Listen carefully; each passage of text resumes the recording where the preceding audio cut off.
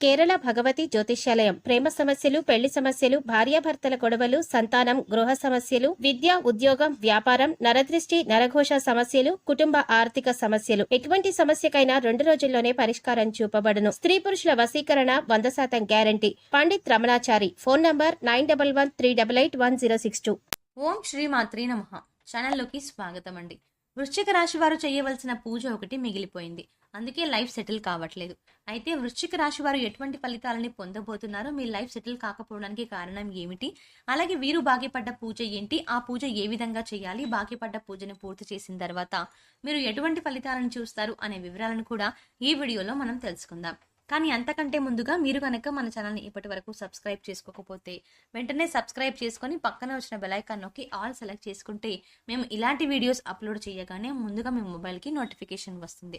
ఇక వివరాల్లోకి వెళ్తే, వృశ్చిక రాశిలో జన్మించిన వారు సన్నగా, పొడవుగా, విశాలమైన నుదురు, పొడవైన ముక్కు కలిగి ఉంటారు. వీరి మనస్సు చాలా నిర్మలంగా ఉండి నిష్కల్మషమైన మనసుతో కళ్ళ కపటం లేకుండా మాట్లాడుతూ మిత్రులకు ఉపయోగకరం చేయడానికి ముందుంటారు. మూల నక్షత్రానికి అధిపతి కేతువు. మూల నక్షత్రం వారు ఆచరించవలసిన పరిహారాలు చూసుకున్నట్లయితే, గృహమునందు ఔషధాలను పెంచాలి. రైతులకు మేలు రకం విత్తనాలను దానం చేయాలి. ఔషధ తత్వం గల ఫలాలను మరియు పుష్పాలను బ్రాహ్మణుడికి దానం చేయాలి. పేదలకు ఆయుర్వేద వైద్యానికి ఉచితంగా అందించటకు గాను ఆయుర్వేద వైద్యానికి మరియు వైద్యశాలలకు చేయూతను అందించాలి. కుమారి లేదా కలబంద మొక్కను ఇంటికి వాయు విభాగంలో పెంచాలి. మంగళవారాలు శ్రీ సుబ్రహ్మణ్య స్వామికి ఔషధ మొక్కల ఆకులను, మూలికలను, ఔషధ తత్వం గల పుష్పాలను జలంలో వేసి అట్టి జలంతో స్వామివారిని అభిషేకించాలి.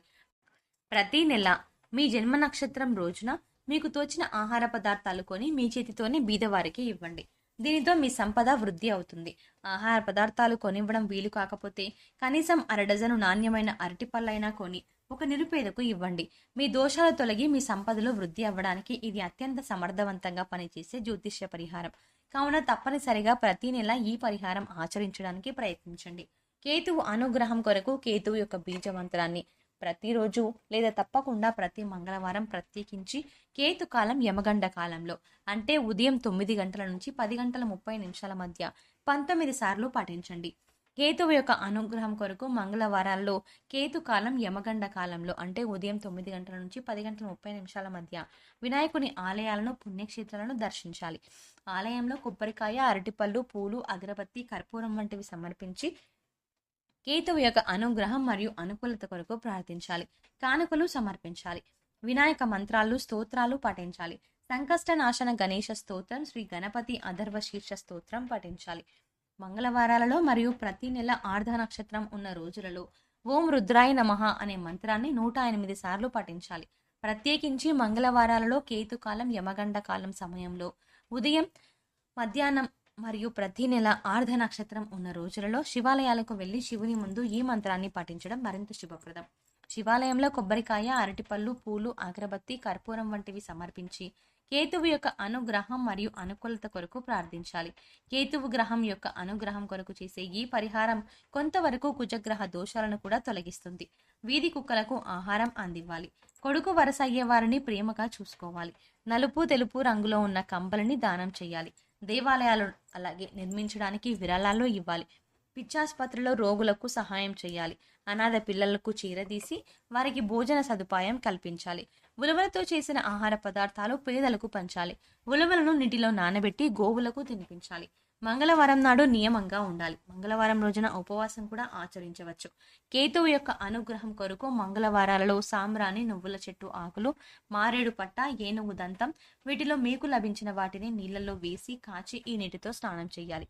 కేతువు యొక్క అనుగ్రహం కొరకు మంగళవారాలలో వైఢూర్యం, నువ్వుల నూనె, సాలువ, కస్తూరి, ఉలవలు, ఎరుపు రంగు లేదా బ్రౌన్ రంగు వస్త్రము మరియు ఆర్థిక విరాళాలు వీటిలో ఏదైనా ఒకటి దేవాలయాలు, ఆలయ పూజారులు, అనాథ శరణాలయాలు మరియు అత్యంత పేదరికంలో ఉన్న వ్యక్తులకు దానం ఇవ్వండి.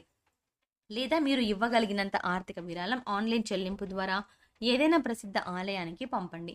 కేతువు యొక్క విశేష అనుగ్రహం కొరకు కేతువు యొక్క వస్తువుల దానం, కేతు గ్రహానికి సంబంధించిన వస్తువులతో స్నానం, దేవాలయాల సందర్శన, కేతువు యొక్క అనుగ్రహాన్ని ప్రసాదించే మంత్రాలు మరియు స్తోత్రాల పఠనం వంటివి అశ్విని, మఖ మరియు మూల నక్షత్రాలు మంగళవారంతో కలిసి వచ్చే రోజులలో ప్రత్యేకించి కేతు కాలం సమయంలో చేయండి.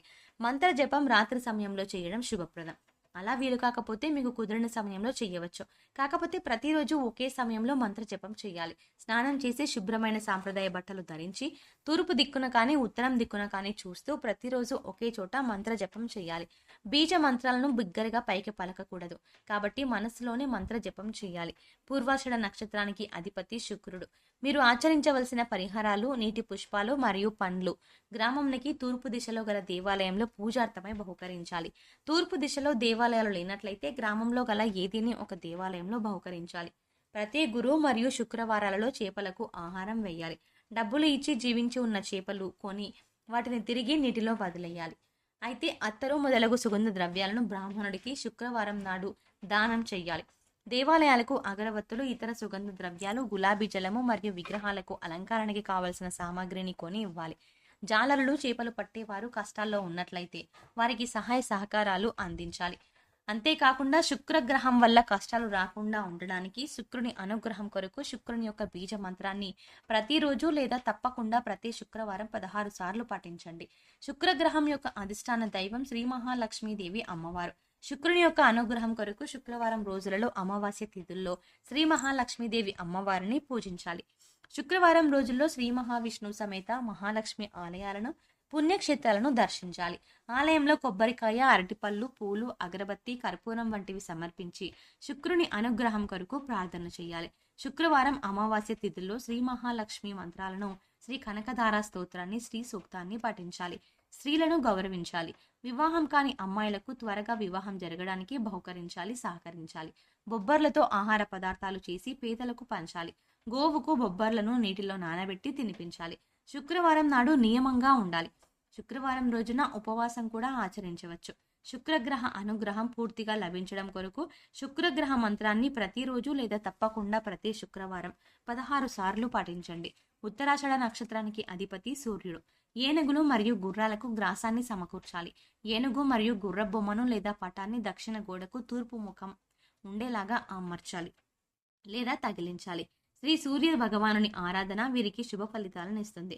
వృక్షాలకు మరియు ఇంట్లో గల మొక్కలకు ప్రతినిత్యం తప్పనిసరిగా నీళ్లు పోయాలి. ఏనుగులకు అరటి పండ్లను తినిపించాలి. గోధుమలు, బెల్లం, మంచినెయ్యితో వండిన పాయసాన్ని శివుడికి నివేదన చేసి స్వీకరించాలి. అంతేకాకుండా సూర్యుని అనుగ్రహం కొరకు సూర్య బీజ మంత్రాన్ని ప్రతిరోజు లేదా తప్పకుండా ప్రతి ఆదివారం 7 సార్లు పఠించండి. సూర్యుని అనుగ్రహం కొరకు శివాలయాలను, శివుని పుణ్యక్షేత్రాలను ఆదివారాలు దర్శించండి. కొబ్బరికాయలు, అరటిపండ్లు, పూలు, అగరబత్తీలు, కర్పూరం మొదలైన వాటిని దేవాలయాల్లో సమర్పించి సూర్యగ్రహ అనుగ్రహం కోసం ప్రార్థించండి. సూర్యుని అనుగ్రహం కొరకు సూర్య నమస్కారాలు చేయండి.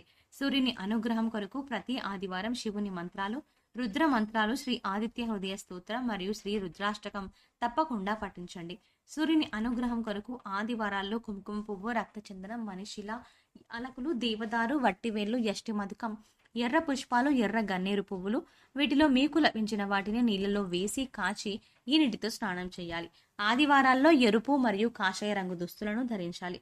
సూర్యుని అనుగ్రహం కొరకు శుభతిథి ఉన్న ఆదివారాలలో గోధుమలు, బెల్లం, కండ చక్కెర, కంచు, రాగి, రక్తచందనం, పద్మాలు మరియు ఆర్థిక విరాళాలు వీటిలో ఏదైనా ఒకటి దేవాలయాలు, ఆలయ పూజారులు, అనాథ శరణాలయాలు మరియు అత్యంత పేదరికంలో ఉన్న వ్యక్తులకు దానం ఇవ్వండి. లేదా మీరు ఇవ్వగలిగినంత ఆర్థిక విరాళం ఆన్లైన్ చెల్లింపు ద్వారా ఏదైనా ప్రసిద్ధ ఆలయానికి పంపండి. సో చూసారు కదండి, వృశ్చిక రాశి వారికి కెరీర్ అభివృద్ధి పొందడానికి, అలాగే మీరు తలపెట్టిన ప్రతి పని పూర్తవ్వడానికి, ప్రతి విషయంలో ముందుండడానికి వృశ్చిక రాశి వారు ఏ పూజ చేయాలి, అలాగే బాకీ పడ్డ పూజ ఏంటి, ఆ పూజ ఎలా చేసుకోవాలి అనే అంశాలను ఈ వీడియోలో మనం వివరంగా తెలుసుకున్నాం కదా. ఈ వీడియో మీకు నచ్చినట్టయితే లైక్ చేసి మీ ఫ్రెండ్స్ అండ్ ఫ్యామిలీ మెంబర్స్లో వృశ్చిక రాశి వారు ఎవరైనా ఉంటే వారితో మర్చిపోకుండా ఈ వీడియోని షేర్ చేసుకోండి. అలాగే ఇప్పటి వరకు మన ఛానల్ని కనుక సబ్స్క్రైబ్ చేసుకోకపోతే వెంటనే సబ్స్క్రైబ్ చేసుకొని పక్కనే వచ్చిన బెల్ ఐకాన్ నొక్కి ఆల్ సెలెక్ట్ చేసుకుంటే మేము ఇలాంటి వీడియోస్ అప్లోడ్ చేయగానే ముందుగా మీకు నోటిఫికేషన్గా వస్తుంది. మరో చక్కటి వీడియోతో మళ్ళీ కలుద్దామండి. ఓం శ్రీ మాత్రే నమః.